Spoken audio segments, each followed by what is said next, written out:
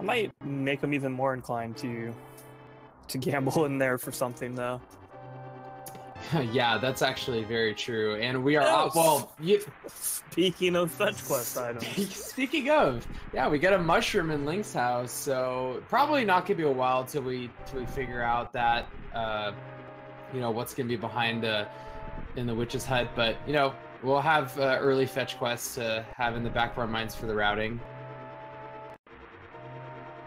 Yeah, I typically see a lot of players will wait until they do the general overworld clear, get that Kakariko and South overworld out before they go turn in that mushroom. We have a bow start, which I'm not a big fan of, honestly. It is one of the easier ones, as we do get a blue boomerang. That's almost vanilla. But yeah, getting the bow is one of the easier ones. I'd say hammers and sword are easier than that, but yeah, it'll make the farming of bombs interesting because, you know, you'll get drops of arrows to put back in your equipper, and then you'll have more opportunities to farm for those bombs. Yeah, and the power of the bow will one-shot all these green guards. And, I don't know, it makes I guess the rats a little trickier to hit. But I do think it makes for a little less interesting to escape, at least as a viewer. It does make the early routing in the Eastern a pretty easy call. Hey, look! Oh, that's just so good. I wonder how Mclagging feels right now. That's like gotta be like a kick in the mouth right there. Yeah, it's like 2 minutes in and already finding that dang pesky ice rod that gave him so much trouble, as it usually gives a lot of people trouble. But, you know, it is, you know, all trolling aside from what happened in the last seed, it is nice to get that ice rod out of the way. So if it is indeed a crystal, I won't have to worry about it this time around. As we get 50 rupees in the second main chest of escape, and we're heading down the Zelda cell now.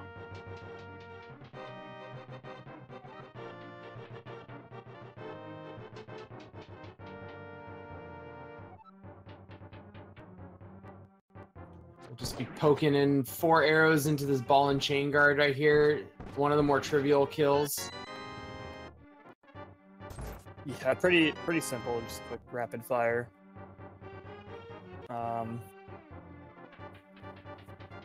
I feel like it's probably a little bit better to swing down and hit them upwards instead of knocking them all the way back into the wall. But very minor difference either way. So since we have this bow early, just want to bring the question to you, Swerve. If you're in this position, do you in general like to go prioritize Eastern if it's a crystal before going South Shore, or do you still kind of go to the normal South Shore route despite having that early bow? Yeah, as I mentioned, it makes the play into Eastern a lot easier to make. Because yeah, that does often come down to whether you want, like, if you see it as a crystal early on, you tend to want to hold off until you can, you know, obviously full clear in one go. Early on, if it's a pendant, you might be a little more inclined to dip in there with the intention of just, you know, never coming back, even if you don't have the bow.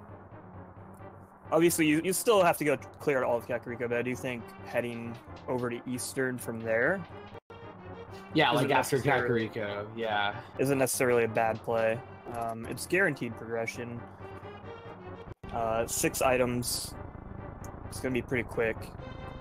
It's still like a tough call to make though. I guess like, I don't know. I would say yes. Just do it almost all the time. But I feel like you're gonna go to South Shore either way, so it doesn't really matter, I think, in the order. Yeah, I guess it's kind of true. You know, it probably does also depend on whether you do get lamp and how many hearts you have as well. Because if you're going into Eastern, you have had like no extra hearts at that point and no lamp, you're probably going to be a little bit wary because that Igor can body you pretty hard. But yeah, we're going back through escape right now. We haven't really found anything extra of use. Oh, there's some bomb drops from Mclagging after he just unloads arrows into a pack of rats there. I actually hadn't seen that before. That was a pretty good way to rack up a bunch of kills there, to hunt for those bomb drops.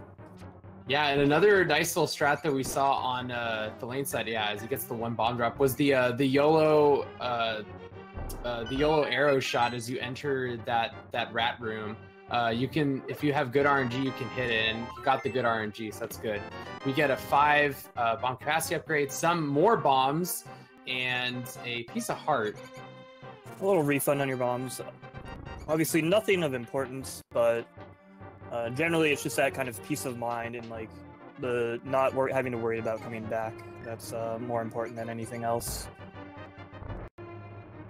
Yeah, Thalane will probably have to buy bombs unless they find some more in like the well or Blind's Hut, but Mclagging is like set pretty much for South Route as well.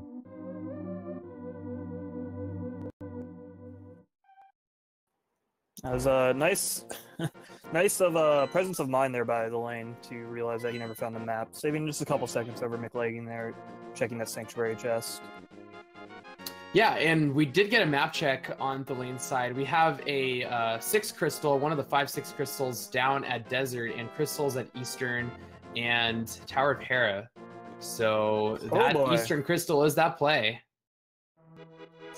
Yeah, there's not much reason to avoid it for too long. Like I said, often you'll end up going to South Shore anyways before moving into Dark World. So that might not be too important. I love seeing the loaded crystals on the Light World side, though. Yeah, definitely. And we already know where both boomerangs are in this seed.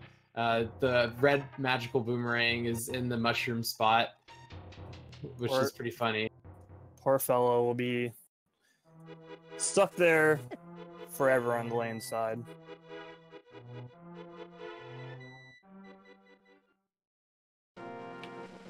All right, and we are heading down into Kakariko right now. And let's see if we do get any additional progression, because outside of that bow, we really don't have anything that's kind of pointing us a certain direction. You know, lamp would be really nice as Mclagging gets his map check in, and also probably a sword would be nice as well. Yeah, a lot of things that would be really nice right now. Obviously, anything that helps with Dark World access. Anything like there's like so much stuff that could be really interesting for the seed right now. Actually, already with the knowledge we have, Death Mountain access. You know, the book for Desert. Yeah, that early. Yeah, sorry. Go ahead. Yeah, as I just said, with all these crystals on the overworld as well, or on the light world rather. Like I said, I love seeing that because it really encourages you want to get that dark world access ASAP, so you can see which crystals are in the dark world, and you can start thinking about what items you're actually going to need to complete the seed. Yeah, definitely. And you bringing up the book for Desert is kind of an interesting point. There's a lot of parity whether, when you don't have boots, if it's worth it to go over there. But, as I'm starting to talk about that, we've gotten a Quake medallion in our first bottle. So that's a medallion that we might need. And also getting rid of the sick kid check right away, which is really nice. Yeah, again, that's one of those things that's probably not going to pan out, but it's the peace of mind of just being able to clear it out compared to finding a bottle later and having that one check over here kind of lingering. It's very similar to when you get that magic bat check and you find that powder. It's kind of, you try to figure out how to route that in properly, and it can get a little awkward at times, especially when you've already done like part of the blacksmith's chain.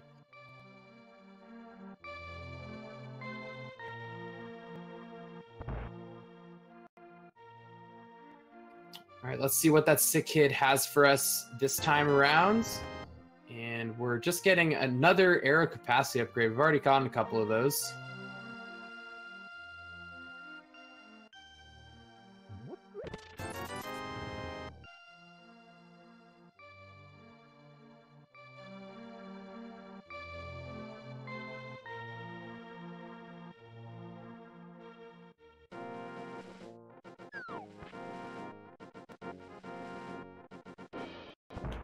Coming up on the end of this Kakariko right here, we'll see.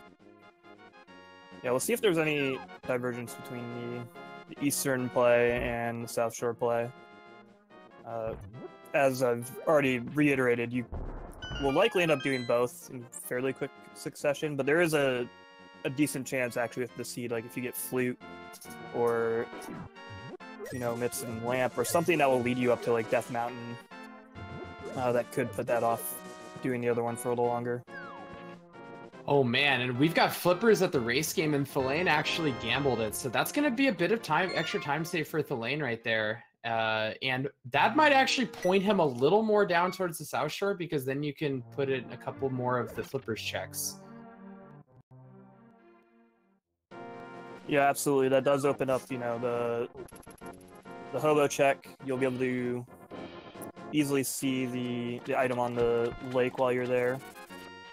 And you could loop up into Zora's area. You get those 3 items guaranteed. And hopefully the Zora item if they find enough money along the way here.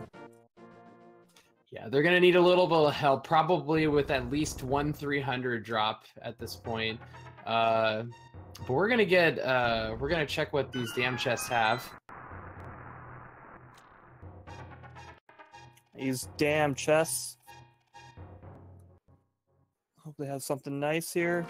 Because we still would probably prefer to find a little sword or a hammer or some kind of weapon that's a little more reliable, a little quicker than the bow here.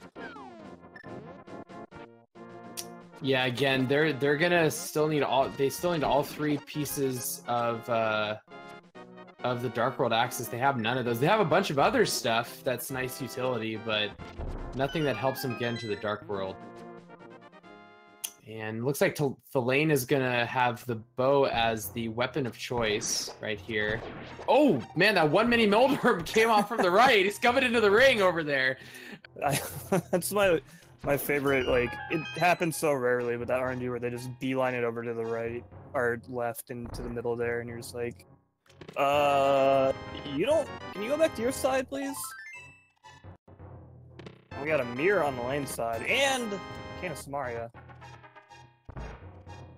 Still, it doesn't help us get into the Dark World, but it's nice that we're getting all these things pre-Dark World, because once we do get into the Dark World, our required items to finish the seed is going to be a heck of a lot less. Yeah, absolutely. We've already got the Kana Samaria, which can also often be a pesky item to find too, and doesn't do anything until you can get to that mire and Turtle Rock access. I'm going to say 13 minutes into the seed, we already have Kana Samaria and the Ice Rod. And 3 pendants in the Dark World. I don't know. I think Turtle Rock's going to be a pendant. Well, I think, I'm wondering if they're going to hope for that now that they do actually have that Ice Rod. And then, they only had Master Sword through that C2, and Master Sword on Trinex is definitely a bit more of a pain than you would normally want. So maybe they'll hope it's a pendant and don't have to deal with that. As Thalane does start off with these flipper checks right here after the Ice Rod Cave, and is gonna route up to the hobo. Let's see if he checks the island on the way up or on the way back.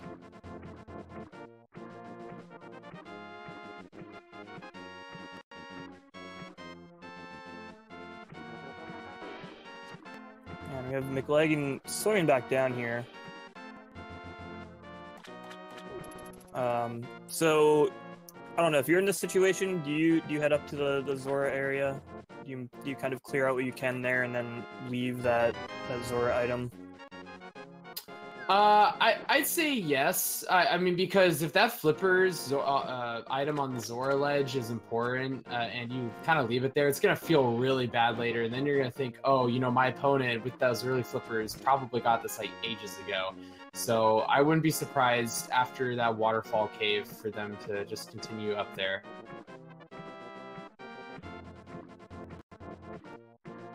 Was that a mail upgrade on the island? I think it was. Yeah, it was. So So I mean, it's at this point very likely we won't see red mail. That item there typically tends to be a little bit too far out of the way. There's a hammer. Stop! Hammer time! Alright, so, well, there's one item for Dark World access.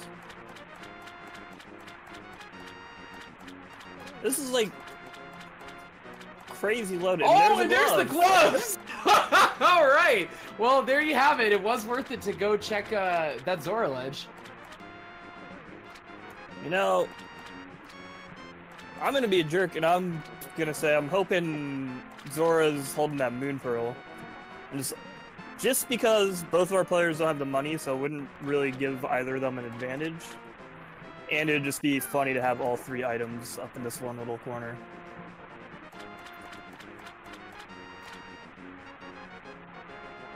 Interesting thing, though, is...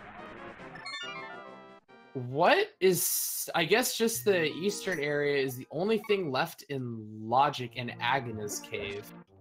So not much that's still in Logic, because again, without that lamp, they can't head up to Death Mountain in Logic. They'll probably, you know, one of them will probably decide to do that, but it's probably better to just stay in Logic and go to Eastern, get it out of the way.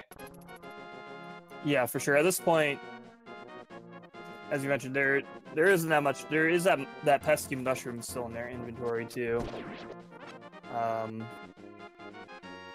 that's again a little out of the way at this point when you have 6 items in a crystal ripe for the plucking over here. All right, let's see what Sarsaparilla has in his closet today.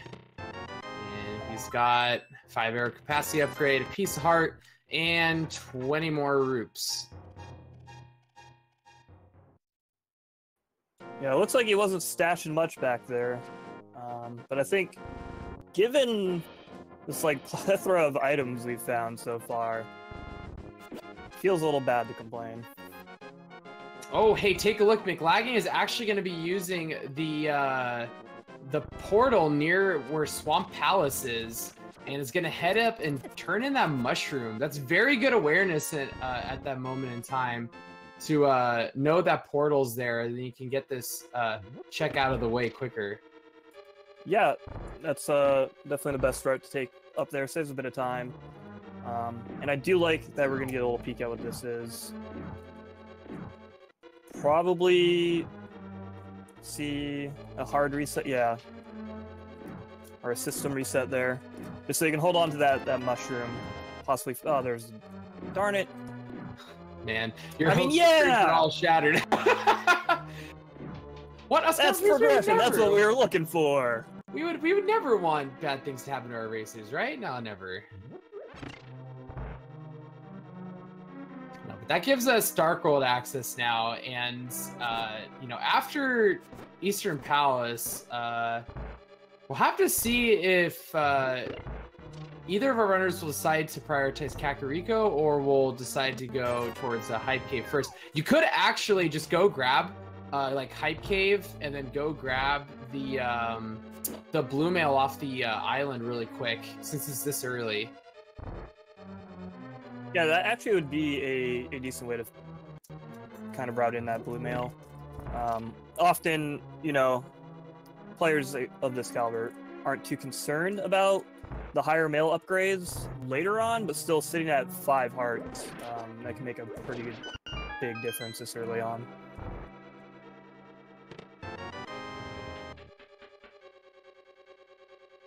All right, there's our big key. So let's see if the big chest has any other useful items in the Logic right now. Hey, 10 bombs. Yeah, the Uncle Bomb start. That's you know, that's actually quite nice.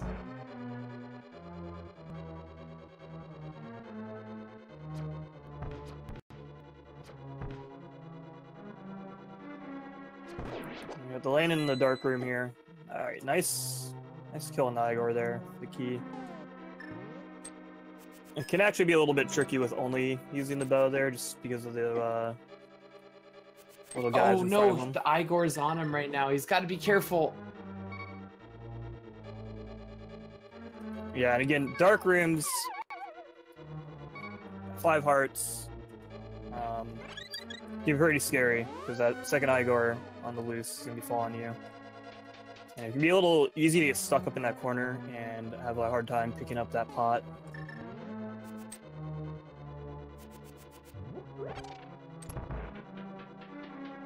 All right, that was really, really good awareness from thalane right there to get out of that room, get a fairy, reset your health, you know, just stay calm. And did have the red pot at the ready to use if it hit a Popo or something. Yeah, if the Igor got another hit on him, he was done for. So, somewhat risky, but it worked out. Definitely nice to not have to use that red potion so early for something that should normally be relatively trivial, but again, that dark room can be scary at 5 hearts. Man, how often do we get bow strats on those Popos right there in the second to last room? We usually have like a hook shot or a sword or something like that. No. Just gotta use some arrows.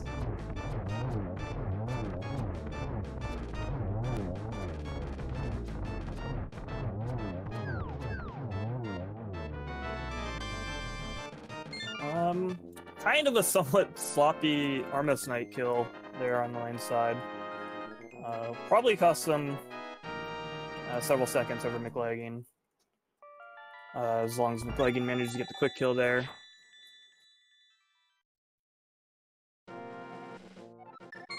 But I mean, the lane is already a fair bit ahead, but it'll help close that gap a little bit.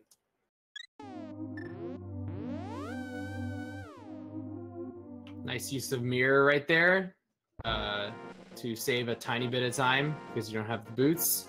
And thalane is heading over this direction and is going to walk over to Kakariko Village.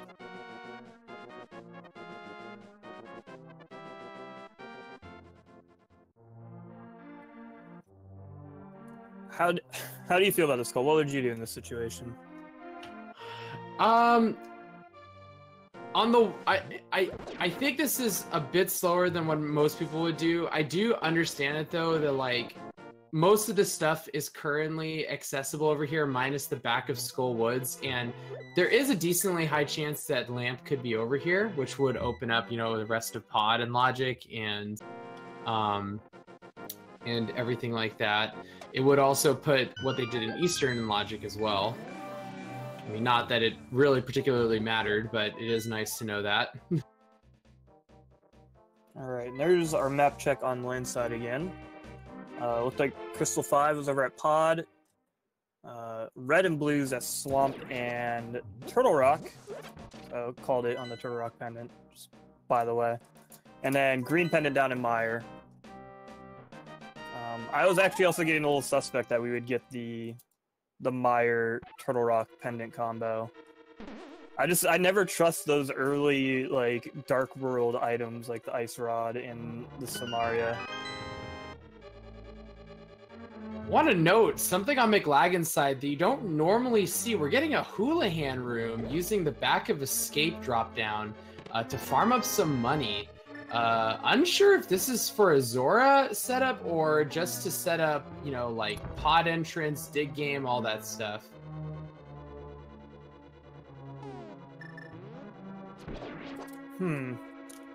This could be interesting. So that routing you were mentioning earlier, like do the hype rod check, or the hype cave check. Don't ask me what a hype rod is, chat, please. Down over to that blue mail, and then he could mirror back or he'll pick up that blue mail, be in the light world, and you could route Zora back in, or he could route up the Catfish, because that hammer does open up the eastern side as well, and get that early Pyramid and Catfish check with that mirror head over to Zora. So you can kind of wrap up that loose end and check those Pyramid and Catfish locations that... Oh. There was some booties in Hype Cave. All right. Well, that's kind of. Oh, Thalane takes a death as was trying to get to the back there and use the Cane of Samaria. Gibdo sniped him, but it's fine. It's quick thing. One of the quickest deaths you can have. The hammer against these little jellies is super obnoxious, as you see there. It's so hard to hit that hitbox.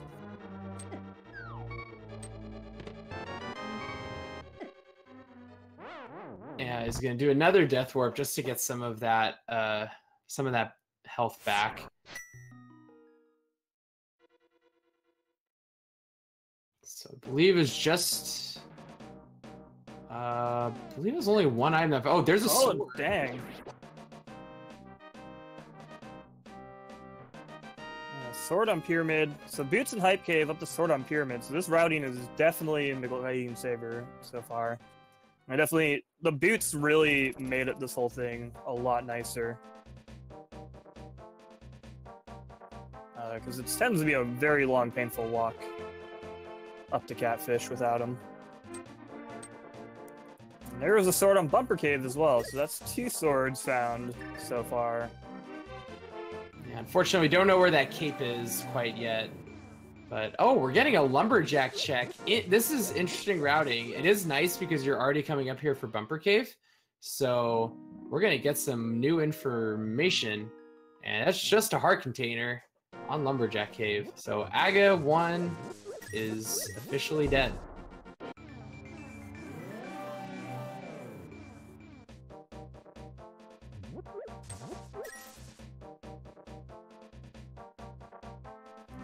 And a piece of heart from Catfish. Mclagging finding like a ton of money along with those boots in that cave. So a new pair of shoes and a fat wallet. He's gonna run up here, clear out this Zora check, and not have to worry about this loose end. Again, this could actually be a really big deal. That pyramid check is a pretty annoying location a lot of times to route in. And depending on when the lane finds access to a sword, it could make a big difference. Oh man, and no, just a massive scam from Zora today. 20 rupees for 500. He just loves teaching life lessons. It's Professor Zora. The lane did not like the location of those silver arrows, apparently. But, I mean, at 28 minutes in, is not going to say no to early silver arrows.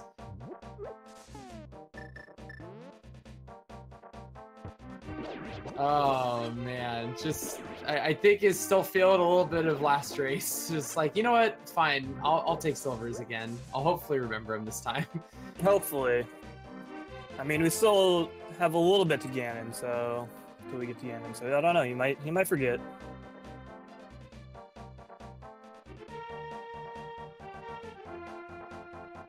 All right, so Mclagging is doing a little bit of a different route right here. He obviously with those boots did a bonk rocks check and is routing in the Lumberjack Cave with those bonk rocks. So let's see if he decides to route up here now that he's already done the bonk rocks. Oh, never mind. He's just gonna, you know, sequence break up to Death Mountain. Oh, hey, a book. We still need a fire source, but Mclagging has those boots. And the lane has a book. With those two together in the glove there, you can do everything but Lambos in Desert. I have a question. Was that a book of the alphabet since it was found in the C-shaped house?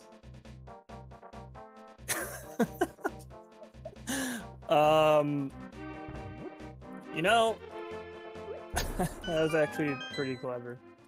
I've got no other real response to that. You know, that's fair. My jokes are they're at a whole new low. It's fine.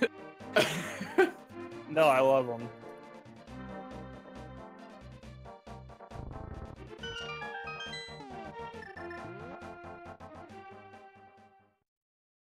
Oh man, this is gonna be a bit of a treacherous Thieves Town dip. It does have a crystal in here. It does still have that red pot as well. But man, on green mail and only 5 hearts, this is a little sketch. Yeah, and still no sword. And it's lacking those boots from Mclagging, and Thieves Town is definitely a dungeon that's sped up a lot by having those boots. Just a lot of long hallways.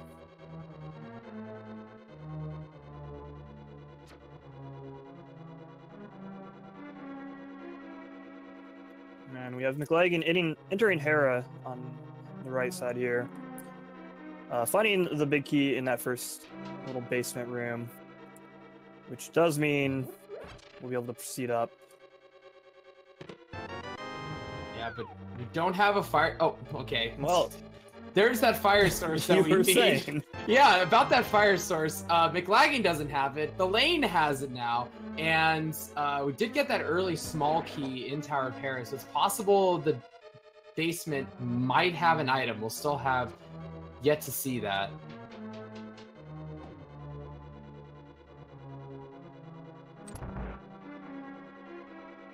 So, just want to update everyone that was a beautiful Enter Dark World and Redip Eastern type of logic, so that's cool.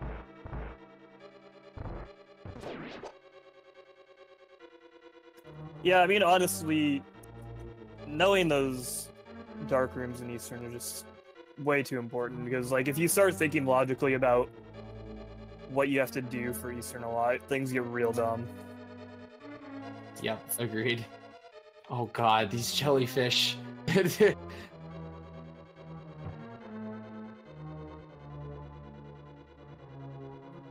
these orange jellies are not being friendly. I honestly would have just taken like a damage boost off that spike from the top of it or something. And tried to walk through. I was gonna say dash through, but then I remembered he doesn't have the boost, so remember, might have been a little more dangerous. Remember when we needed a fire source? About that. Looks like I didn't even see Mclagging picking up that fire rod. Wow. This is gonna be like, I don't want to jinx anything, but this is looking like a jet scene. Yeah, so we don't need any medallions because both of the medallion-based dungeons are pendants. We do need mitts, and we need a hook shot, and that's it. And a second sword. We know there's one on Bumper Cave, but we haven't found the cape, so it's kind of irrelevant at the time being. And we haven't seen the other two. With Mclagging picking up his on the pyramid. The other thing we have to know too is like the amount of time that Mclagging has had those boots, you know, at this point over Thalane. It's gonna start becoming a very, you know, non-trivial amount of time, and it might make a very large difference when they're starting to, you know, have to start clearing dungeons. Oh, absolutely. Oftentimes the boots, the amount of time they save gets overstated, but obviously the longer Mclagging has those boots without the lane, the more important it becomes. And even just like this Thieves Town clear can kind of become non-trivial. Again, as I said, there's just so many long hallways that you can save a ton of time by dashing through.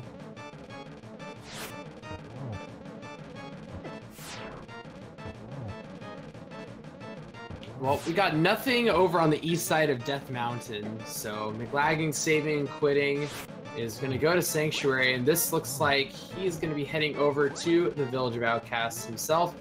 Oh, the lady oh my goodness gracious, that head was so close. Quick thinking on his feet there. I'm actually really impressed with that.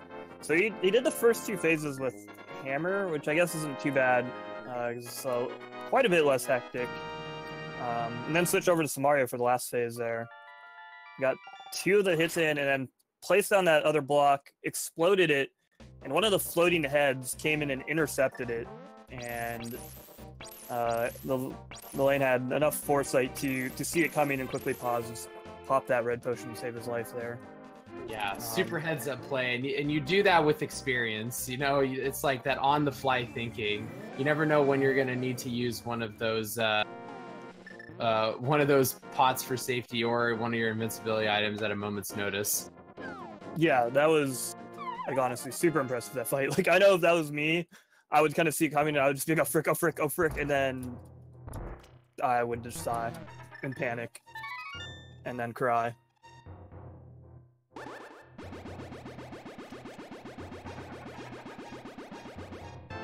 All right, Mad Batter out of sequence gives us only 10 arrows, so that mushroom turn-in, Thalane's not going to have to worry about it once he does get around to that eventually. Yeah, again, it's just nice to have that location kind of marked off. No longer worry about it. And again, very rarely happens, but that fake powder play can be a huge sequence break. You save a ton of time. We do have Mclagging over in Skullwoods here. He's got the fire rod. The lane did check the front parts, but we'll finally get to see what's in the back here. Man, so something to kind of point out, and think about it again, is like with how front-loaded the seed has been with items, we haven't found much health. And so we did see that 5-heart fight from the lane on the line there, and we're going to see a 6-heart moth fight on Mclagging. Yeah, I mean, this is like when you start getting some of these, you know, later Dark World dungeons, they start to hurt a lot. Like this moth fight is gonna not be friendly, and Ice Palace will not be friendly either if those mitts come in any point soon. Yeah, and they have to think about the fact that Mclagging's only got the fighter sword as well. And I guess a hammer, but that gets a little scary. Contact with Moth or his lasers are going to do 2 hearts.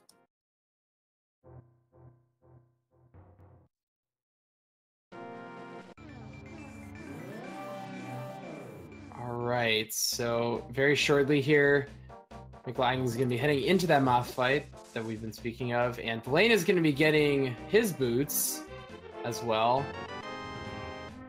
Oh god, Mclagging is just having a tango with this Gibdo right now. Yeah, he's trying to knock it around, hopefully hit it into a spike, since he'll take the gold sword damage from the spike there. Because he's being mindful, trying to save every bit of magic he can to get these fire rod shots in on Mothula. 4 shots there, pretty nice.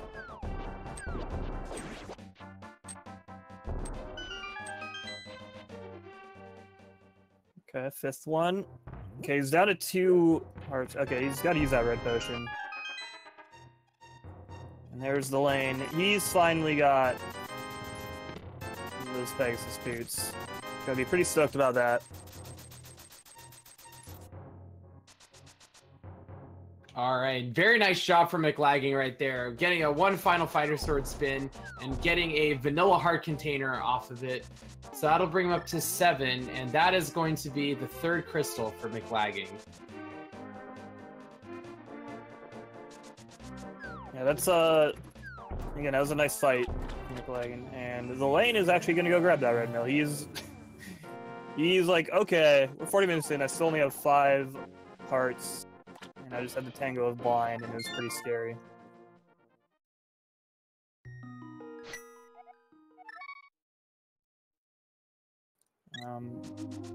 Yeah, and then saving and quitting, we'll see where he heads off to.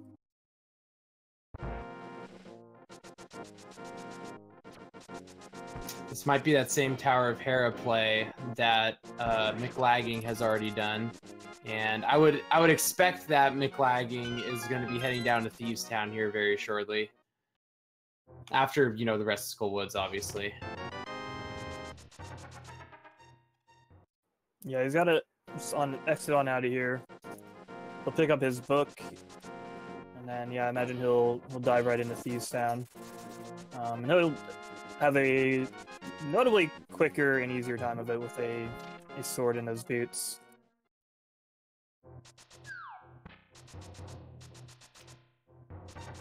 I am. Oh, sorry. Go for it.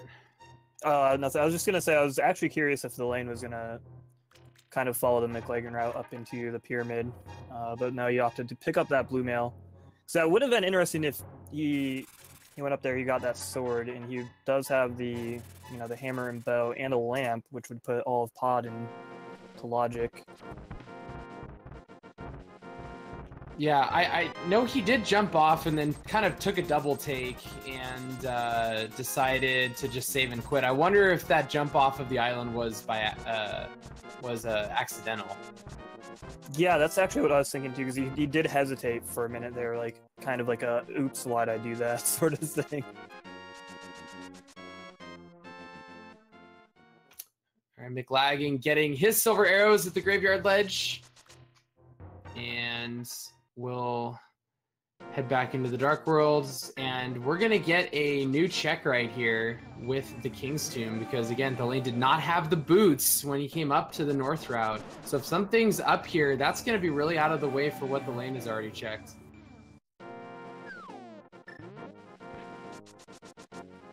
Just a bundle of bombs. Oh, well, there's another one of those missing heart containers on the Ether tablet on Death Mountain there.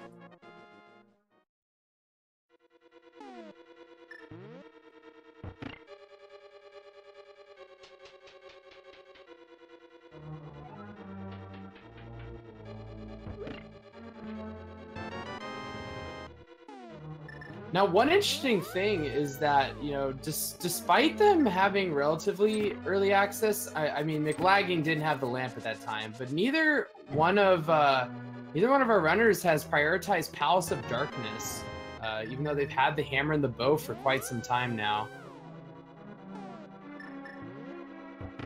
Yeah, at least for me personally, Palace of Darkness is always one of those, it's like the hardest dungeon for me to get a read on whether I should go there or not. And I think, I don't know, like kind of in this situation, I think the thing that makes it most appealing to me is the fact that it's, I think, Crystal 6. It's one of the 5-6 crystals. I don't know, with everything else that the seed has given access to for our players, I think it's, I don't know, I prefer to prioritize the other dungeons over Pod usually.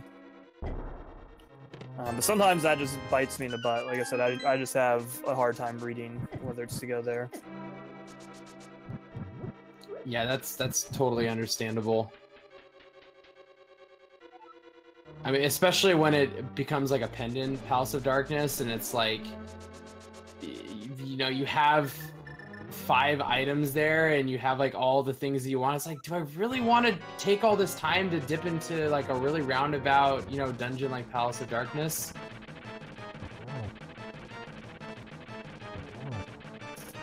Yeah, and I also think, like I said, going back to the lane after picking up blue mail, where he jumped off the island and kind of hesitated for a bit. Like I mentioned, he might have been thinking about routing up there, Palace of Darkness, but then kind of decided to change up his route a little bit when he made it a little more out of the way to get there, I guess. And then meanwhile on Mclagging's side, he already cleared, the catfish and the pyramid, and obviously we had the early Eastern play, so like Palace of Darkness is the only thing over there.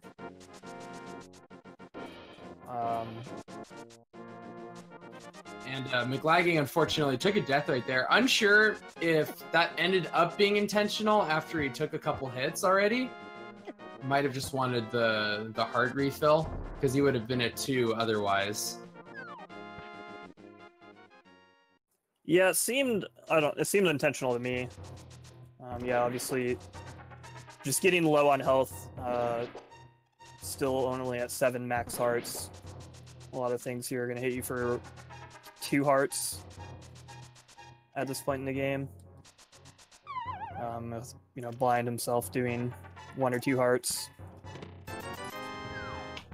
And the power of boots shown off beautifully there in the Hellway. Just Mclagging having a much easier time of it right there. Yeah, especially the lane. The lane kind of just got walled by all those like ectoplasm jelly things at the top there, just kind of sitting there like, move? And yeah, Mclagging just running right through.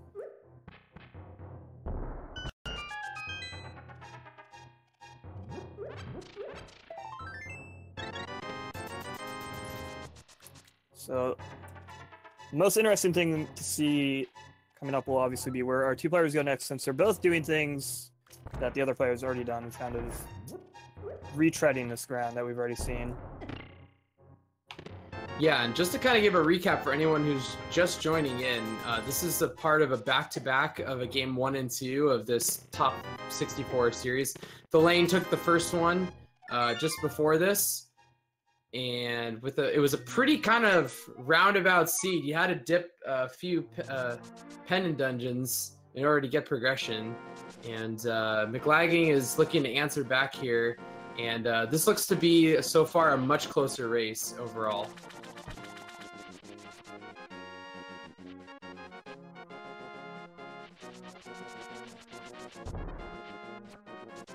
Yeah, for sure.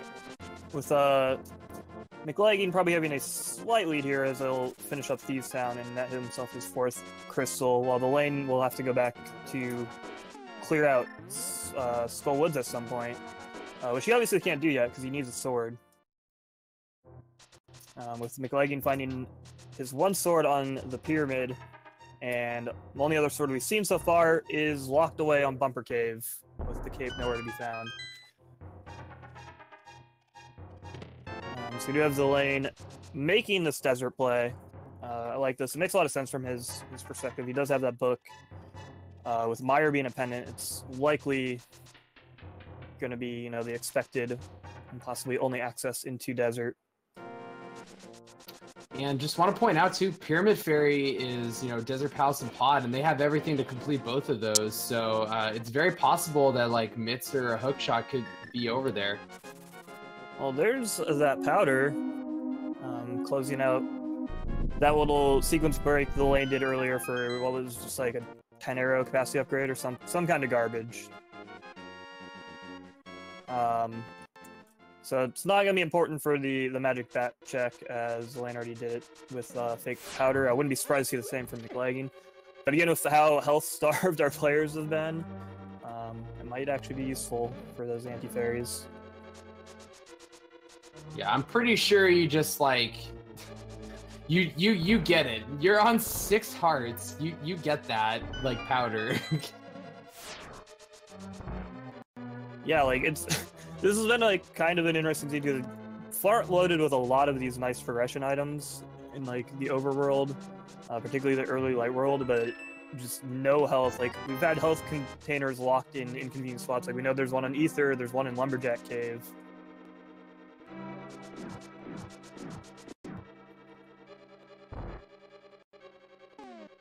Alright, Mclagging's doing his fake powder to get those 10 arrows he got before. Or that the lane got before, excuse me. Oh man, 300 rupees. If you didn't have enough money already, here you go. Here's a bunch more.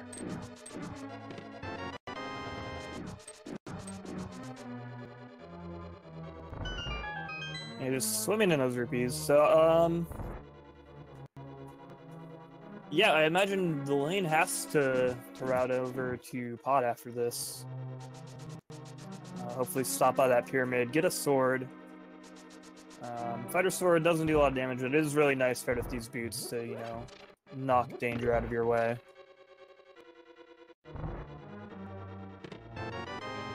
And then obviously that will open up Pyramid Fairy, where Titan Myths are going to be. Calling my shot. It's pretty decent shot you called right there.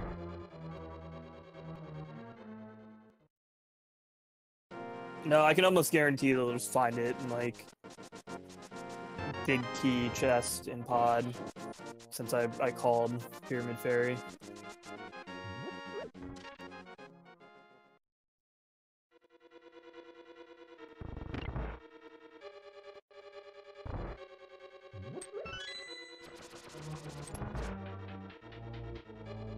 So outside of the very obvious spots that we can go, which is clearing Desert Palace like the lane's doing right now, and either one of our runners going over towards the pod direction.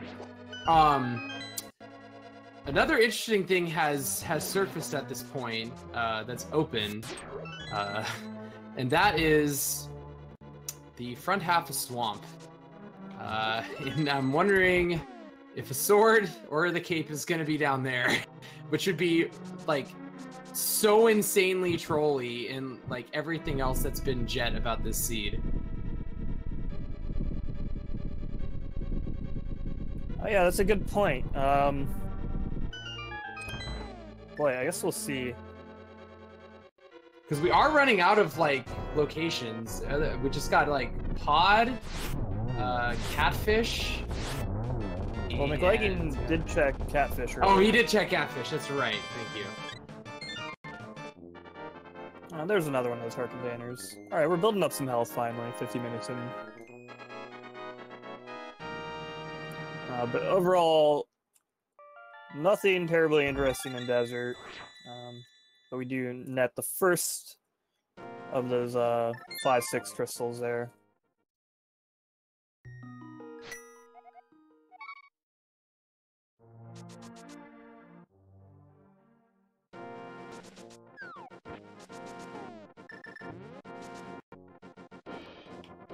Alright, so thalane is going to opt to not go to Skullwoods quite yet.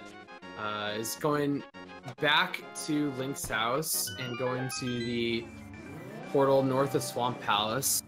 And this is probably going to be heading over to the pod area. Yes, it looks like it. Yeah, unfortunately, the lane has been locked out of the back part of Skullwoods. I mean, he could go in there for the one lower chest, but he needs the sword to get to Moth. And as far as we can tell, like the game is forcing you into this pyramid sword unless we find one in the front of Swamp or pod here, as the lane looks to be heading that way swordless. So with the lane going to pod first, this makes me think that he's gonna do the whole like pyramid ledge, catfish, and Zora check after this. I think that's kind of the route that he's implementing since he skipped over pyramid ledge first. Yeah, that makes a lot of sense. So often, if you can check pyramid ledge before coming into pod, but by doing so, you're likely committing to not going to catfish and Zora after, because it's so much just extra time like out of the way at that point. But who knows? The routing could change depending on what he finds here. But another thing to think about is you will get that other Pyramid Fairy crystal. So he could be, you know, doing that whole route, the Pyramid Fairy, yeah, and then into the ledge and all the way up there, as you mentioned. Mm-hmm. Oh yeah, that's actually a good point.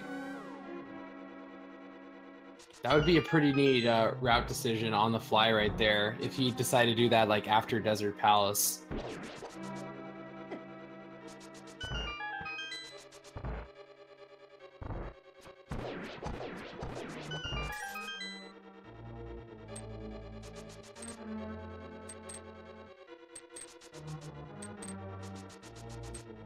The lane at the last moment realizing, oh, I don't have a sword, I can't do my regular dash strat in that room. Yeah. Because the easy thing to do in that room, for those unaware, is if you just kind of head straight to that left wall and then dash up. You don't have to get too close to the wall even. You'll just narrowly dodge all the spikes and dash right through that jelly. But it doesn't work when you don't have a sword. And so that's kind of what I mentioned a little bit earlier about how it's nice. The fighter sword doesn't do a lot to Dark World enemies or anything, but it is nice for knocking things out of your way.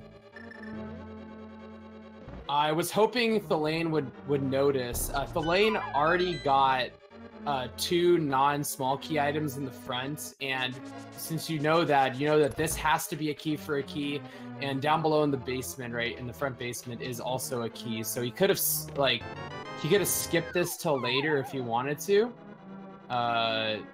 like you just skip the vanilla big key chest in general.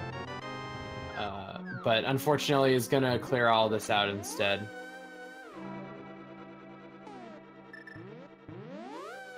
That's actually a nice little jab. I don't think too much about the way key logic can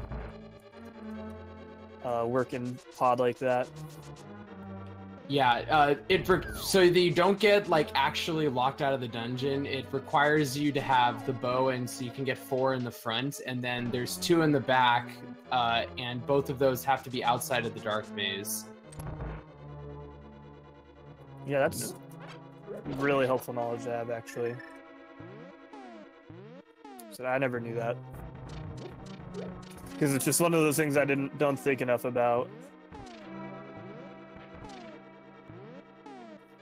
Especially, although I would think that, you know, with the big key there, I would definitely skip those chests for later. Because typically that's the thing I'm looking for before I want to head back here, is make sure I have that big key.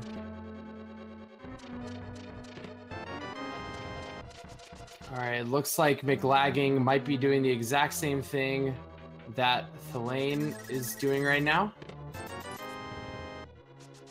And the big difference between the two runners at the moment, as we get the fire shield in the dark back basement, is that Mclagging has completed Skullwoods because he got that sword off of the pyramid ledge, so that has given him a crystal advantage at this point.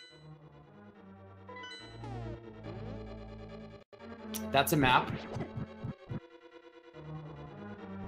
Well, hey man, some of us need to pull up a map to navigate this dark maze, alright? I mean, I definitely do. doing this with no lamp, man, is like it can feel impossible at times.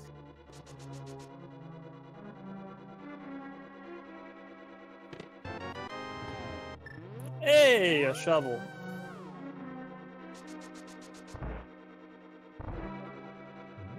And then we did find another full heart container in the dark maze there.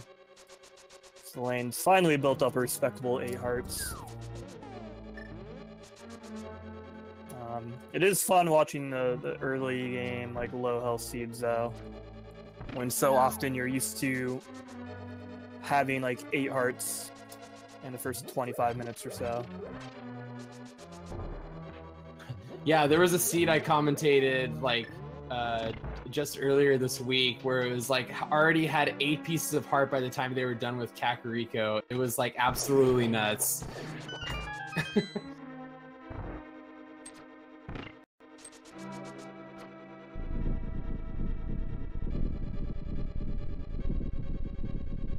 Yeah, I find that those kind of also tend to lead to lazier play, and so it's nice seeing the really nice fights that we got to see as, like, viewers and commentators. Is like the moth and the blind fights were both really nice on the respective players' side, and good uses of the red potion the game gave them early on.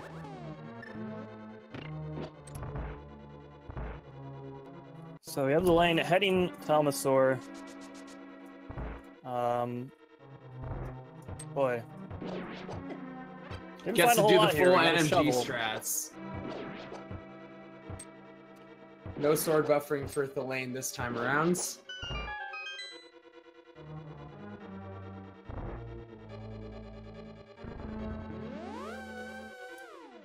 Yeah, this... Thankfully, they got, like, the silver arrows, so this fight shouldn't be too awful. He does have that blue mail and update hearts now.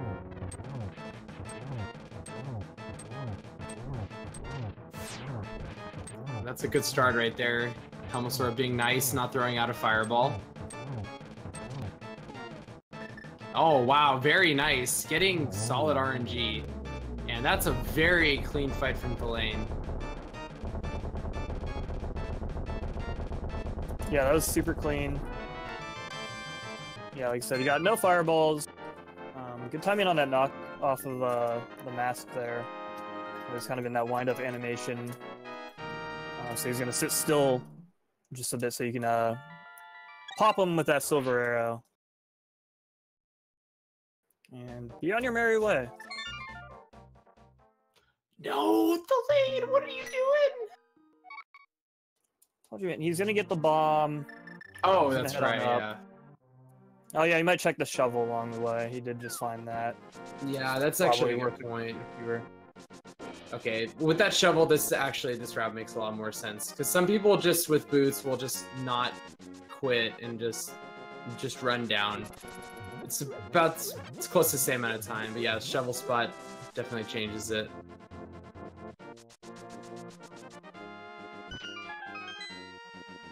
Oh baby, 5 aerial capacity upgrade. Welcome to Value Grove. Enjoy your stay. So yeah, that pod didn't have much, but it did have that other pyramid fairy crystal. So we're looking for something nice here. Otherwise, it's looking like front of swamp.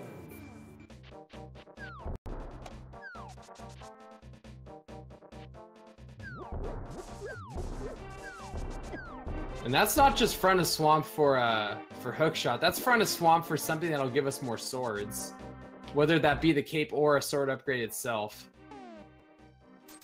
Yeah, and we're still looking for the mitts. Those are locking out all the other locations at this point. You got no Ice Palace access, which is our remaining crystal, and no Dark World Death Mountain access. No blacksmiths.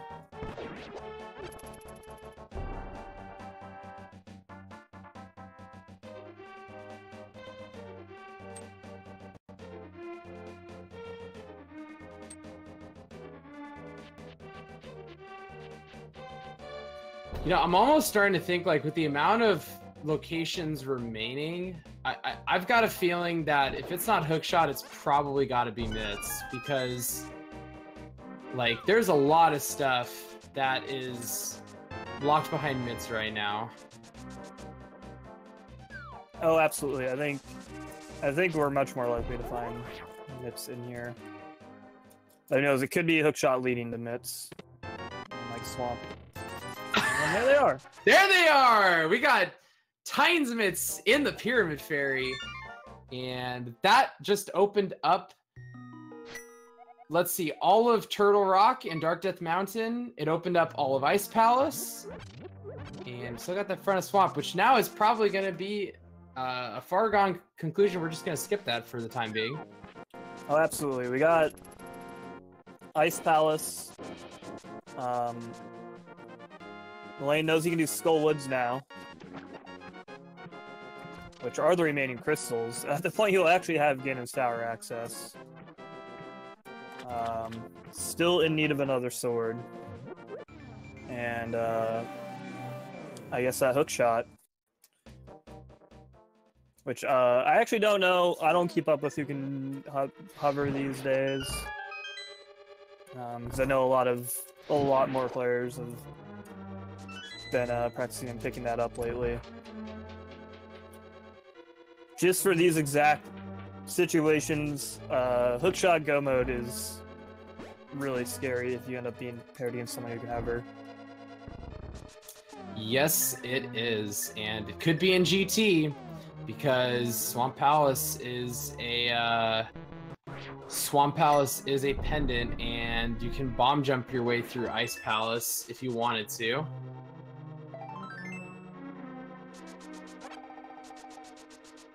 Nice use of Quake right there from Thalane, making sure all the Pen Gators are on the ground and it one-shots them. Yeah, it's definitely an excellent use of that medallion. It's just the fighter sword, especially no hook shot. Like those Pen Gators are really difficult to deal with.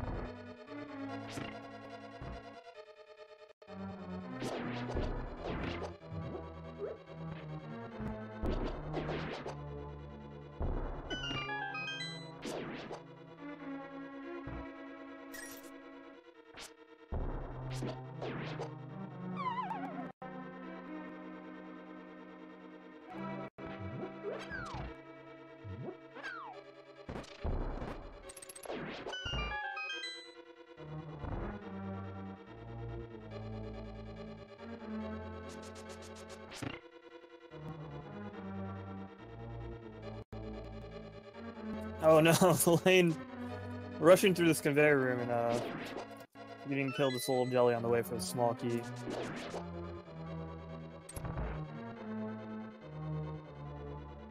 Feels bad, man.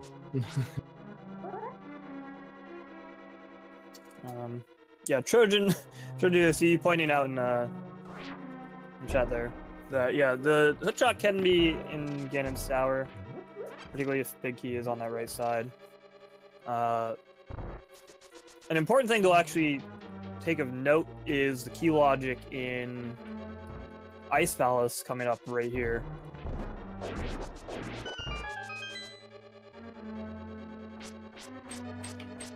Yeah, Mclagging grabbing his Tines mitts. Let's see what he does with those.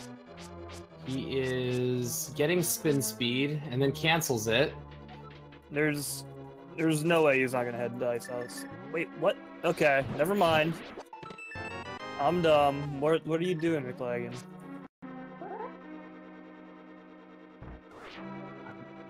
I'm unsure. Oh, is he just going to get... Oh, he's going to get potions? Oh, you know, that makes sense, because he's about to head into this Ice Palace. Fighter's Sword. You know, he does have a decent amount of health, but still, normal magic, Fighter's Sword, Cold Stare is not a fun fight. Oh, Thalane almost clutched that bomb jump right there. Yeah, that was actually super impressive with that encroaching jelly, making it very tight. But unfortunately, he's a big old bully.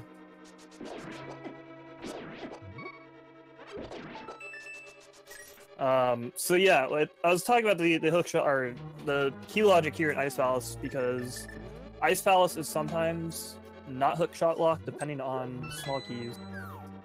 It's still clearable regardless because of like the bomb jumps you're seeing from the lane here. We actually don't know for sure, because that ice key room would have still been in. Hey, that magic cape will be really nice. That'll give us access to a guaranteed Master Sword on that bunker cave there. Alright. So, Moment of Truth is going to come up here as far as hookshot is concerned. If the big key is in this chest coming up, then that means that hookshot can be in Ganon's tower. Alrighty then. Well, that's an interesting development.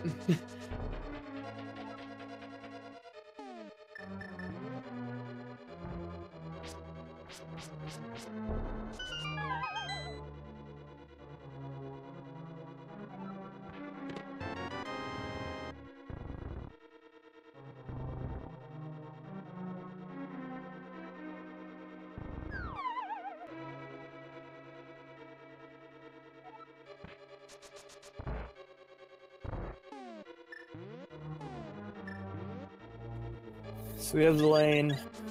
I'm making use of that powder. And it was a really good call to pick that up. Even his health here. He's looking for some magic though. Again, normal magic. He's only got that fire rod. So he's gonna need full magic to break that shell.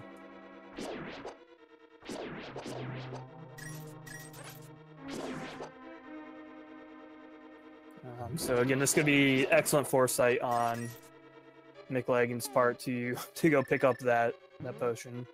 Oh no, is he gonna have to mirror out? Oh no! That is awful for Thalane right now.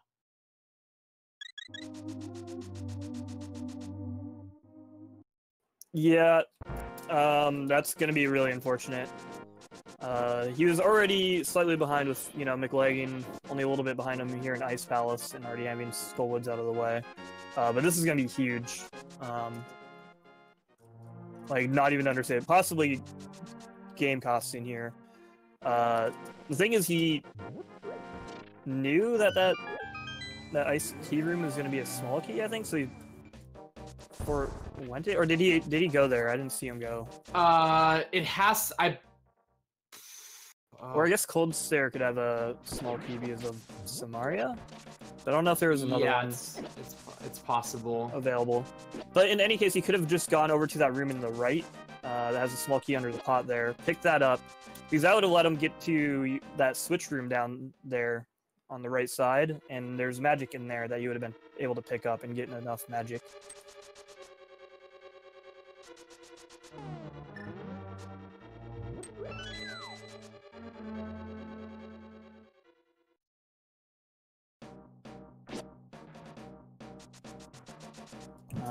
Okay, Cold Stare and I see had a key confirmation in chat. Okay, yeah, and plus there was the one in that under the pot in that room I mentioned. So like just having that small key, like most people don't normally go into that room. Like it's kind of like the room you'd like go in there for vanilla purposes to do the whole wraparound GT or Ice Palace thing, because it has a switch in there. But there's also like 3 pots, I believe, with small magic pots under them.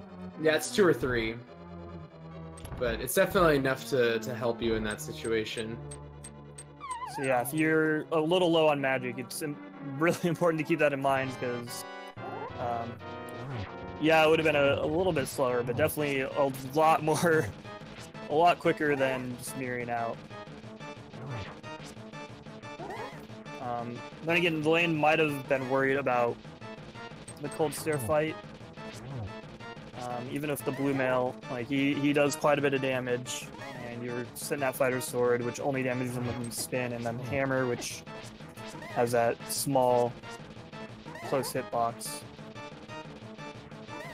One interesting thing to note, Thalane actually did not go to Bumper Cave to get Master Sword before coming into the Mothula fight.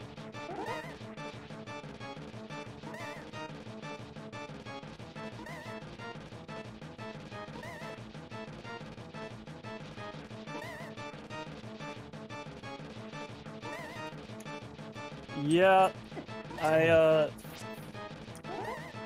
boy.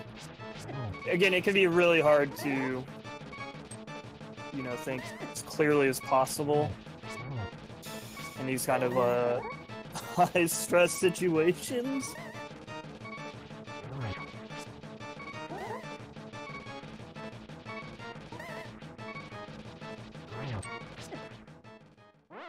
Oh no! And that is unfortunately going to be another costly time sink for Thalane. Yeah, and the super unfortunate thing about this death,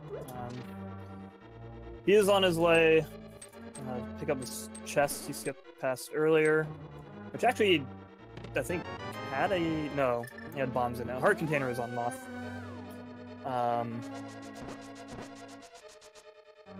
But refilling your magic here is kind of annoying. There are a couple small pots here, a couple small magic pots in the next room, which will allow him to get back to Mothula, but then he's got pretty much no juice left. And then meanwhile, on the other side, we do have Mclagging in this Cold Stare fight. So there's... Whew.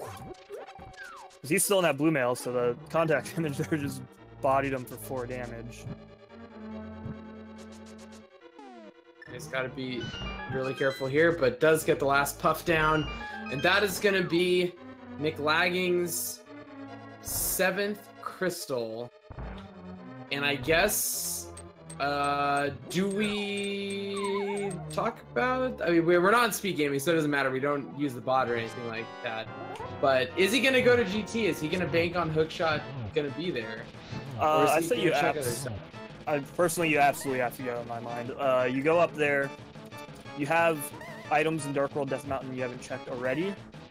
And GT, well, I don't know. I was going to say, you at least got to check the front. You're up there. It doesn't take that long. You can potentially just find out that you're hookshot locked fairly quickly. Although, if you get to the point where you do have that big key and you could be looking to a long climb for nothing, that's when I guess things get tough.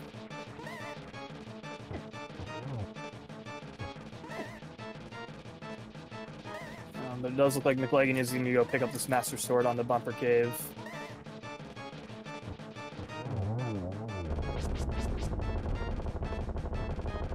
Yep, it does indeed look like that, and with this play, Mclagging will technically be in a Ganon's Tower hook shot possible way of go mode. If not, man, that hook shot can be in a lot of places.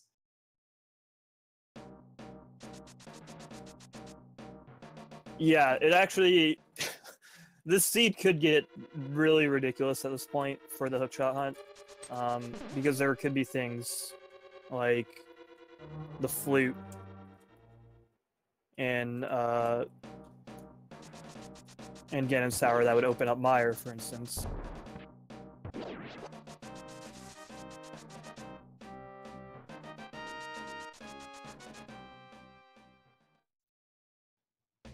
Alright, Thalane is also going to be heading back up to Bumper Cave to grab that sword upgrade. And takes a couple Murderodactyl shots to the face. And Mclagging is gonna be doing some overworld check-in right now.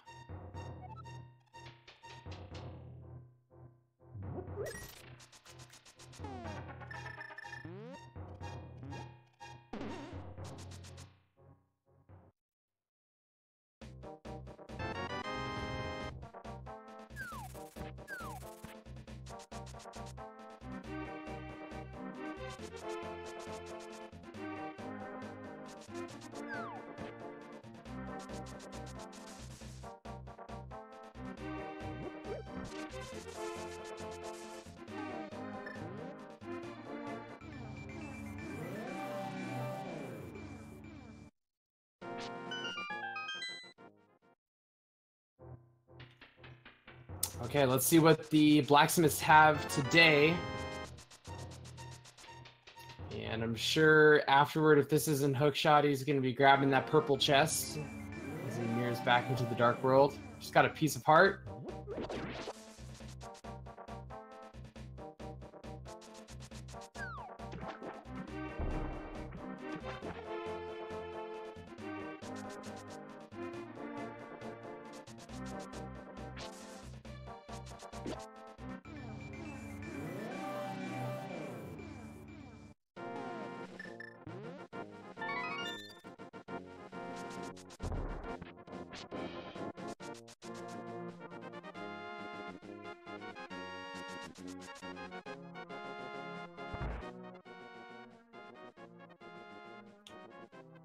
Alright, purple chest is going to be providing us the lovely value of a 5 arrow capacity upgrade. And so that's a bust on some overworld checks on Mclagging's side. Thalane is doing catfish check that Mclagging already did. And Mclagging is going up to Dark Death Mountain, so it's probably going to check all of the overworld missions for sure. Yeah, he can check the Super Bunny Cave and that first chest in Hookshot Cave. And then, as discussed, he might... Oh yeah, and there is this little cave full of spikes that I think is cleverly referred to as Spike Cave. Hey man, we have original names here in the Link to the Past Randomizer community.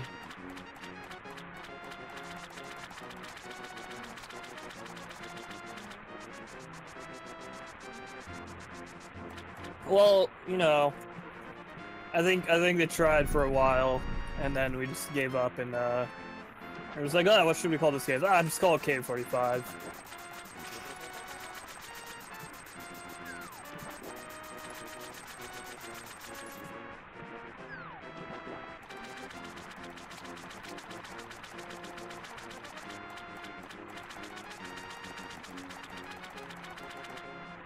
Alright, Mclagging heading back up using that beautiful super speed. And Thalane with not saving and quitting right there. Looks like gonna use that Zora portal and is gonna head straight back down to Ice Palace for that redip of the 7th crystal. Yeah. Yeah, it's really unfortunate about the having to leave earlier. But who knows, that would have been a very, like just super scary cold stare fight had he proceeded anyway. So who knows if that really would have been the better call.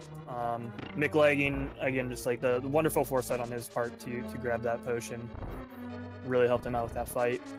And with Mclagging still kind of on the hunt for this hook shot, it could still be anyone's game, kind of. Hookshot could end up in some potentially really annoying places. Honestly, I kind of want it to be somewhere not stupid myself. Like I said, it could be deep in Turtle Rock. We could find a flute up here in Dark Death Mountain or something, opening up Mire access. Fortunately, Mclagging doesn't have enough magic to use Quake to open up Turtle Rock, but at least we know we have access to it. I mean, I think at this point, if you're Mclagging, you're hoping not to have access to things. Yeah, that's probably a good point. Oh, well, there it is. All right.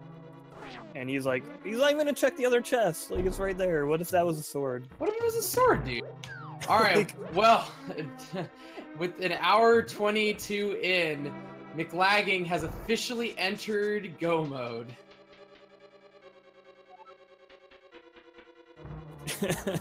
All that talk about the hookshot. Oh! Yeah, those guys hurt, by the way. And they don't care about Master Sword, so you gotta be wary. Takes at least tempered sword level damage to affect them, sword-wise, so spin slashes with the Master Sword. Kind of like Ganon, just dashing through. It's not gonna work, and they body you for like 4 hearts. That's actually kind of an important death at this juncture right now, because that gives about an extra minute to Thalane to catch a little bit back up, because with where Mclagging was, he had a fairly sizable lead. But that's just a big time sink that gives Thalane back some of that, you know, the original dip of Ice Palace. And if Thalane goes straight up there to Dark Death Mountain, that could be huge. Oh, absolutely. So, I mean, if you're the lane fan right now, you're hoping as soon as he's done here, well, that he doesn't die. Oh, no. Oh, no. This race, like, it's become such a roller coaster of emotions. It has to burn the blue pot to re-enter the dungeon. Yeah, I mean, I don't want to be too, like, judgmental or anything. Again, like, this is a high-pressure situation. But I do think Zelda was a little too conservative on his pot usage there. Mclagging used his, like, fairly early, because that Fire Rod acts as Gold Sword damage, and being able to kill just one of those puffballs super quickly, like, you can at least hopefully spin slash them up into the corner or something, and then hopefully hit all 3 of them with the Fire Rod shot or 2, but if you can just take one out really quickly, it does make that fight a lot more manageable. Yeah, exactly. And you know, sometimes you just gotta cut your losses and just refill that up, no matter if you haven't taken any damage yet or not. So far we've had 3 chests checked. There was no small key on the right hand side of the entrance, so force us over to the left hand side where Mclagging is currently. And so Stofflo's room will be 4 through 7 right here. And we've gotten both other medallions so far in the first 3 chests, or first 4 chests, excuse me.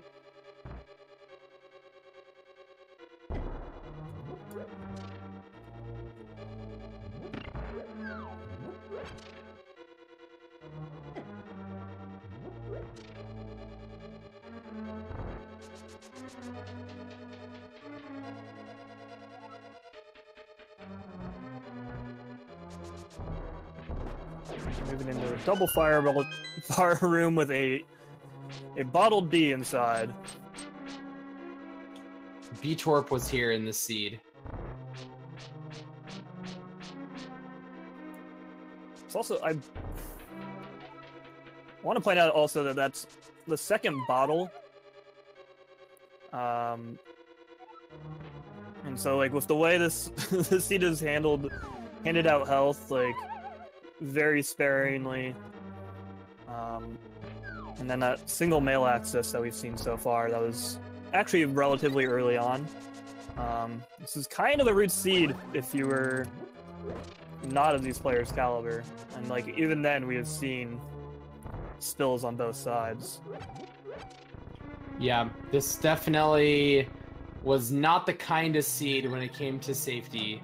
And, you know, sometimes when you do make those execution mistakes, they're augmented a lot more. Yes, very, very punishing. And I think that's just kind of a trend when you do find all of those, like, early progression items you found. That means you're finding that instead of, like, those often considered junk health containers and heart pieces.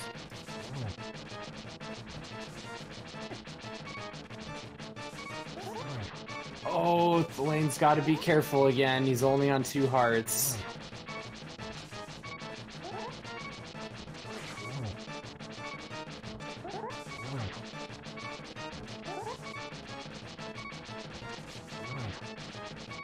As we're up to, I believe it's chest 14, Bob's chest. Oh no, he's like in all the pause buffer strats. Oh my god.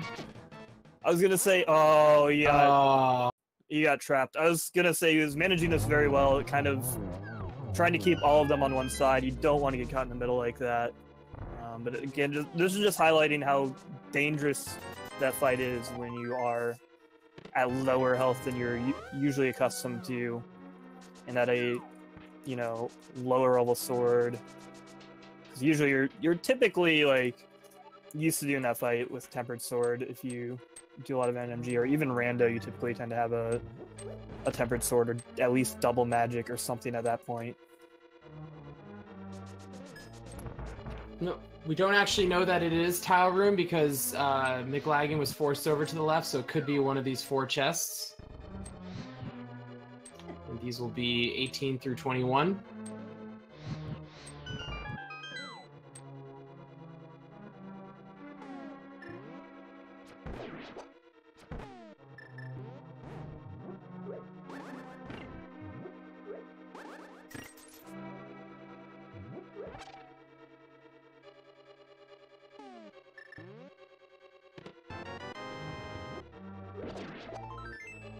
Yeah, absolutely. The seed was totally brutal. There it was. Number 20.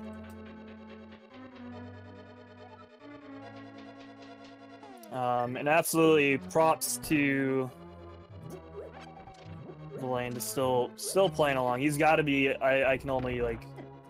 I don't know. I super sympathize with him. He's got to be super frustrated after having to leave Ice Palace. Just short on magic, and then going to Mothula and taking a spill there, going back to Ice Palace. Like, that starts to wear on you pretty quickly. Meanwhile, Mclagging starting his Sour Ascent. And obviously he has no idea where the lane is.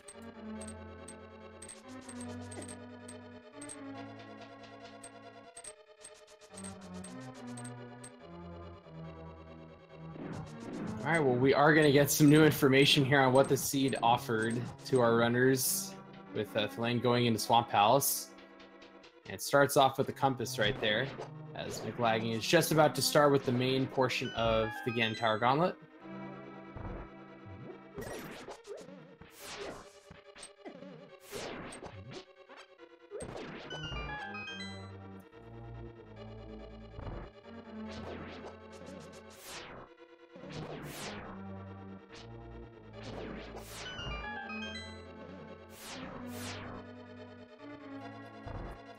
And making pretty nice work through these gauntlet rooms so far.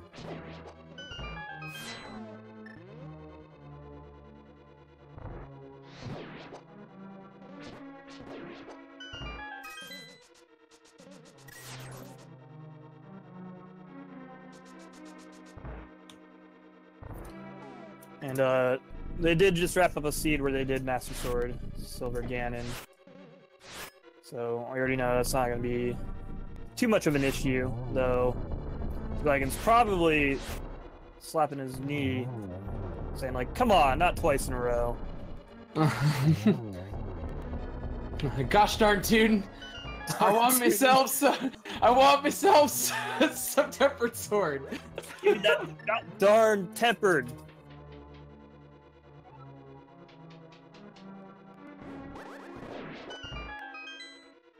Alright, Mclagging going into some of my favorite rooms, the Wizard rooms in the Ganon's Tower climb.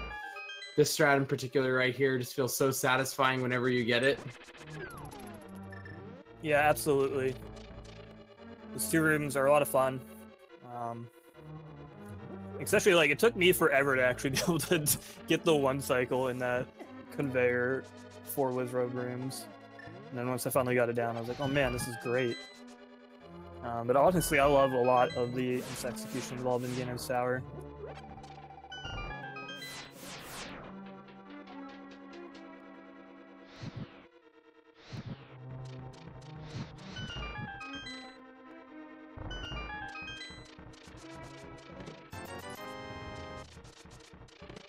We're getting a check of these chests on the way to the Moldorm 2 fight. Just 70 more bucks in the mini Helmasaur room. So nothing doing there for sword upgrades.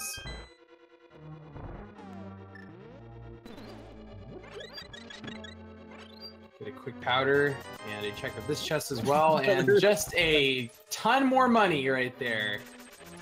Robbing Ganon of his rupee hoard.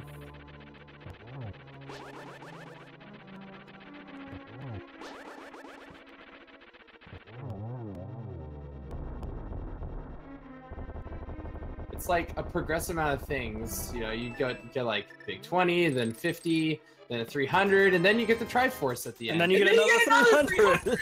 It's perfect. It all lines up perfectly.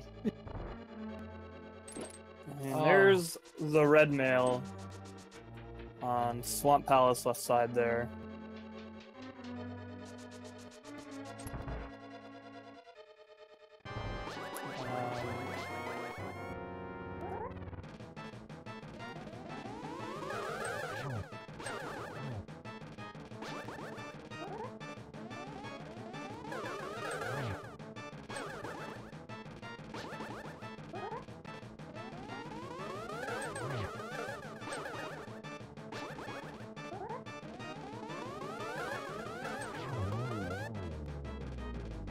There's an egg of 2 down for Mclagging.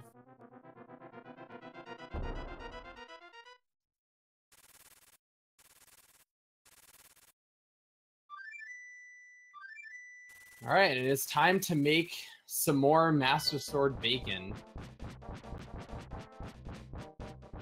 The nice kebab at the end.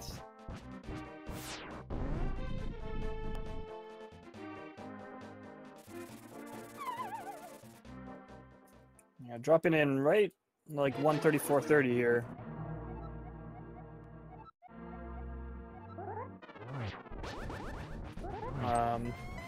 So notably faster than their last seed. Mclagging gonna, you know, hopefully get a sub 140 here, assuming no foul play again. And it didn't quite end up being a jet seed, like I said earlier. I may have jinxed it when I said I didn't want to jinx it. It ended up being about pretty average. I think the only kind of ridiculous thing was the hook shot kind of oddity.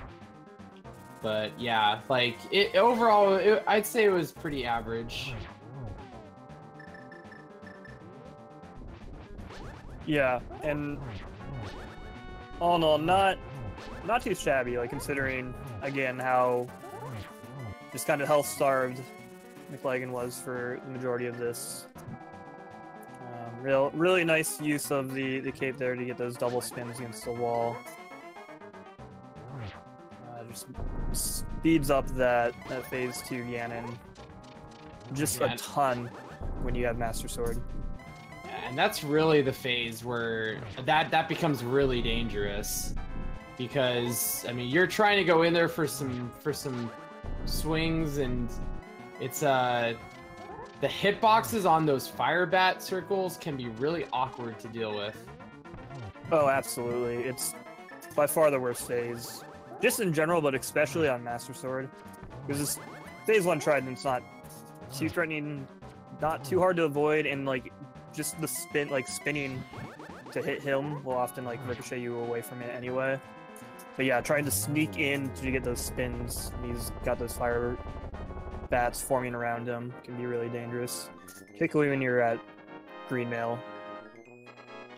11 hearts, but a quick phase 4 with those silver arrows, and that will be GG's for Mclagging there. Yeah, GG to Mclagging as he comes in with unofficial time, because not in the SRTV chat or anything like that, but a 136.44. Really solid time for that seed, considering Master Sword and Fighter Sword for most of it. Really great job by Mclagging. And that's going to even this up, and they're going to have their rubber match tomorrow, Game 3. Yes. No triple headers. It's actually against the rules, so we got 2. We tied it up, which is exciting for us. It just means more rando and exciting. Yeah, rubber match tomorrow at 3:30 p.m. Eastern, I believe.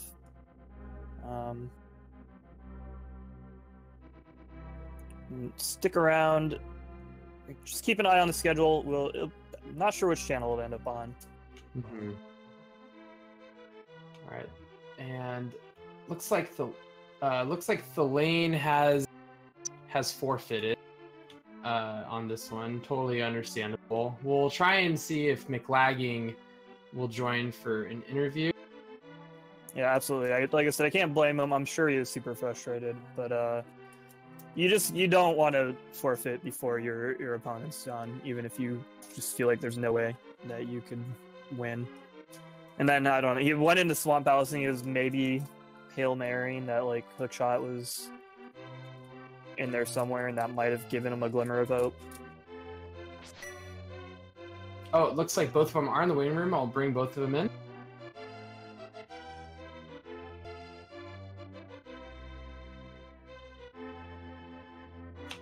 We are joined by both Mclagging and thalane. GG, guys. Yo, GG. Yeah, GG. Congratulations on finishing, Mclagging. And what a seed.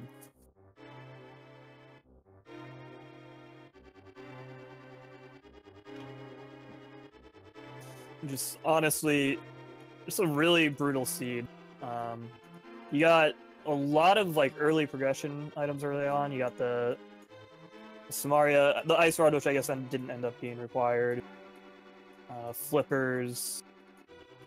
There's that. Boots were accessible early. Just a ton of stuff, but just no health because it's all locked away behind bosses like Moth and I saw another boss actually dropped health container, and then like locked away in Ether and a bunch of dumb locations. As well as like lack of swords just made this like a really execution intensive seed.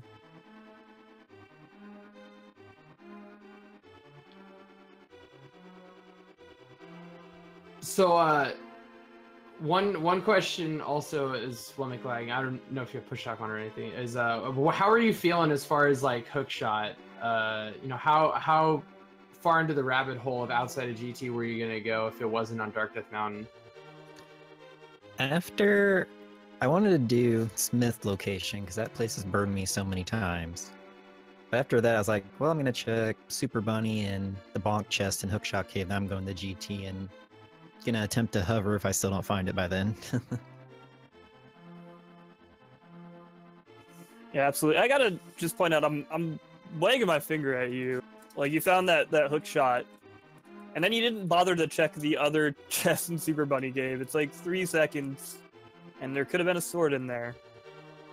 That's true. I felt behind like most of the race, just the way everything played out. I just figured I was really behind. I just needed to go. Okay. That's curious. Is there anything in particular that made you feel behind? Doing the whole Smith stuff, and it ended up being nothing really. It's like, I don't know if he would have did that if he was in the same spot. So I figured that could have been a time loss. Then I ran up the mountain, got the hook shot. Then I immediately died to the Lionel. It's like, okay, I'm even more behind. Oh yeah, I forgot about the Lionel back there. Yeah, because actually I feel like it was really close for a lot of this seed. Though I feel like you kind of took a small lead once you picked up those boots. You got those a lot earlier, as well as the sword. The lane I don't think found that sword for like over an hour into the seed. Like I think he did, because he did swordless pod, and then he found the sword when he went to do the Pyramid Fairy and get the mitts there. Okay. So you were actually probably like at least half a dungeon. You had that Skull Woods crystal under your belt over the lane for a lot of the seed.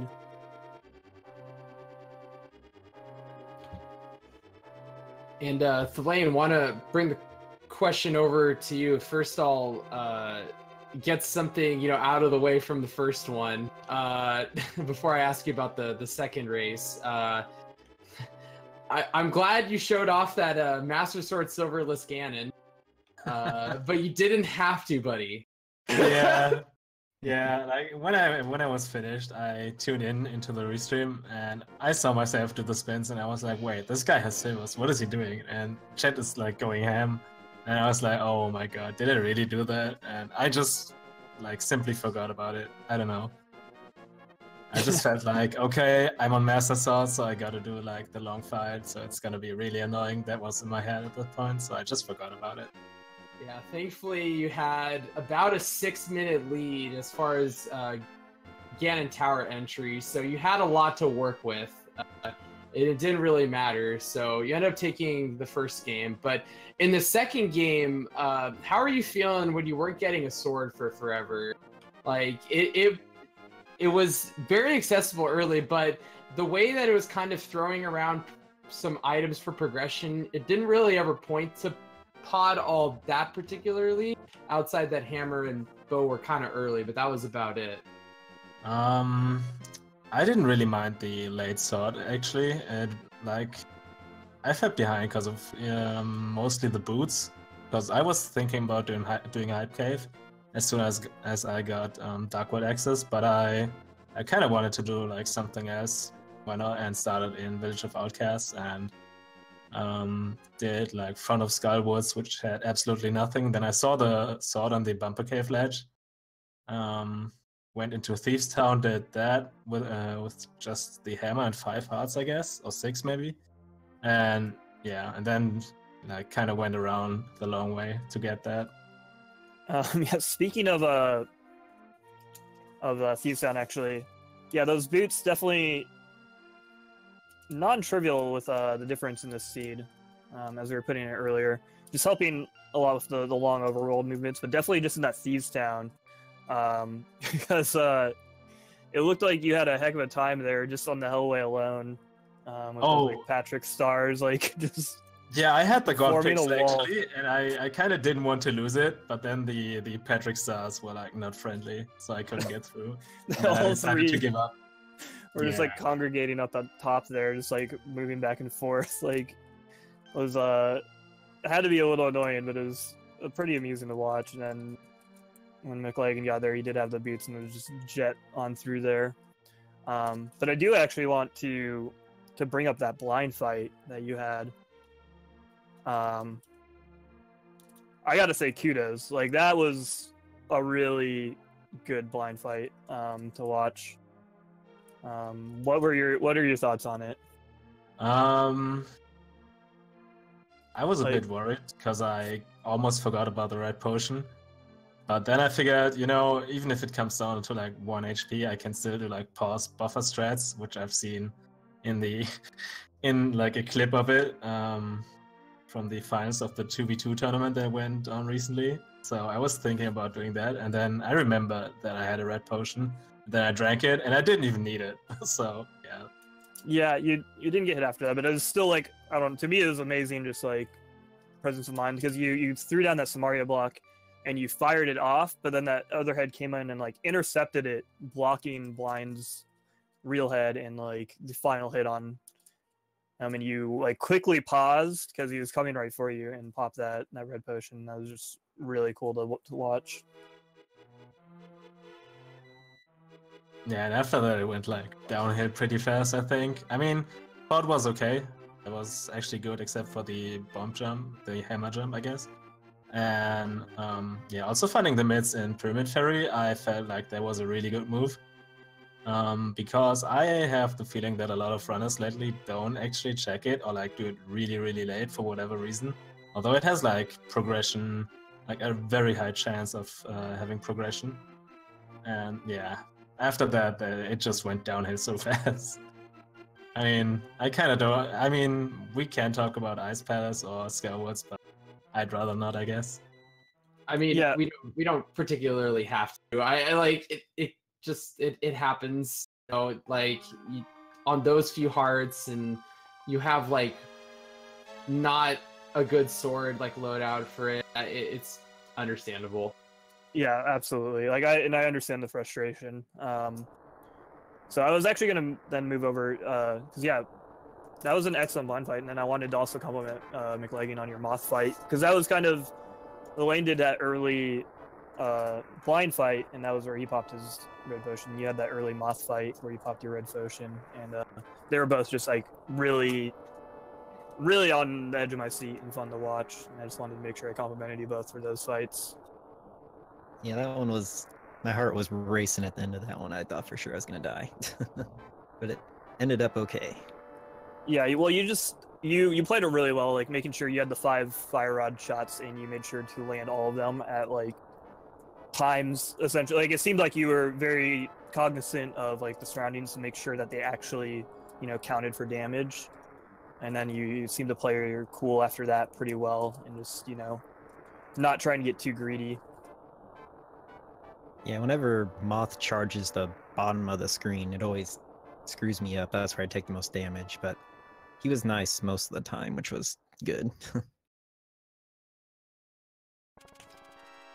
Yeah, it was definitely overall like Moth to RNG wasn't too bad. I don't think for either it was just like Thalane didn't have as much going into it as far as magic, so had to rely on more fire sword swings. But now that both game 1 and game 2 are finished, you guys are tied up. You are going to be having your game 3 tomorrow. Mclagging, I'll start with you. How are you feeling? Or anything you're going to go back to the drawing board with? You're just kind of going to do more of the same for game 3 tomorrow. Well, I'm excited for game 3 because I think both our matches are pretty close, aside from what happened on this one with the low health. But probably gonna be some more of the same. I'll rewatch and see if I want to adjust some things or not. And same thing. Question to you, Thalane. Yeah, I'm also excited to have a game 3 actually, because I think that's what makes, you know, the brackets fun. You have the opportunity, so why not take it? Mclagging is also a really good player, so it's cool that we got a 1-on-1 and get a game 3. Yeah, and it's certainly exciting for the rest of us to get to watch those game 3s when it's all on the line. So I wish both of you the best of luck, and I'm hoping for another exciting match to watch.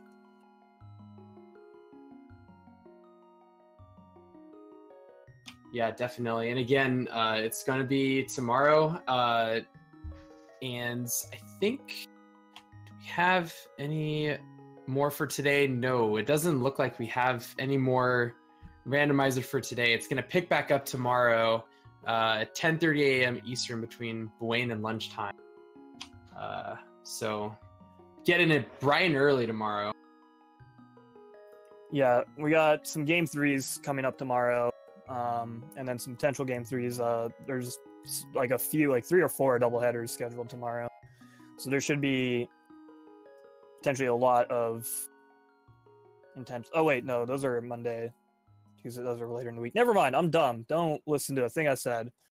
I didn't realize I those bottom ones are the following week. Okay, well. Anything It's all right. else? It's all right. Schedules are hard, man. they all look the same. All the lines look the same on the schedule. I don't either have way, any we do other have a lot of questions, though. game threes tomorrow. Yeah, Mhm. I think do you guys have any final comments? Just thanks for commentary and tracking and our restreamer. It's been a lot of fun and looking forward to tomorrow. Yeah, that's kind of what I wanted to say. So, thanks everyone.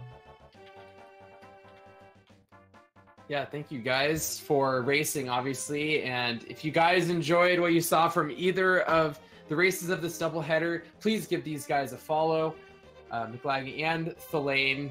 And thank you again for this match. Our restreamer, obviously Iceman, did both of them, and our tracker, which was Yoinker's wife, and to my co-commentator Swerve, it was a pleasure, man. It was a lot of fun. Yeah, absolutely, man. I had a great time. All right, and with that, we're gonna sign off for now. But tune in again tomorrow at 10:30 a.m. Eastern for some more rando, and hope you guys all have a fantastic rest of your day.